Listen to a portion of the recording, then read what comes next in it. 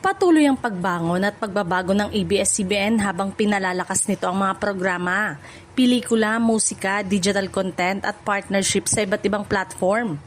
Sa 2026 Annual Stockholder Meeting, ibinahagi ni ABS-CBN President at CEO Carlo Katigbak kung paano nila unti-unting binubuo ang tinatawag niyang New ABS-CBN. Kabilang sa mga tagumpay na binigyang diin ni Katigbak ang FPJ Batang Quiapo, It's Showtime at ang makasaysayang Pinoy Big Brother Celebrity Collab Edition kasama ang GMA Network. Malaki rin ang naging tagumpay ng BINI at umabot na umano sa 2 bilyong stream sa iba't ibang music platform at naging unang all-Filipino group na nagtanghal sa Coachella. Patuloy din ang tagumpay ng Kapamilya Production sa streaming at pelikula. Nanalo bilang Best Asian Content sa 2026. Kasabay ng mga tagumpay na ito, nagpakita rin ng pagbuti ang ilang financial figures ng kumpanya.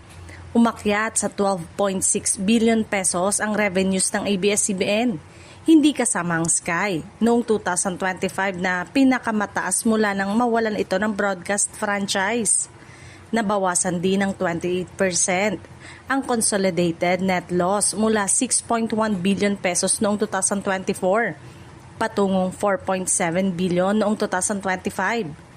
Bagamat aminado si Katigbak na hindi pa tapos ang pagbangon ng kumpanya, nananatili siyang kumpiyansa sa direksyong tinatahak nito.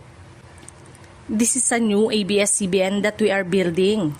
Faithful to our mission and public service but adapting to a different time and circumstances, ani Katigbak.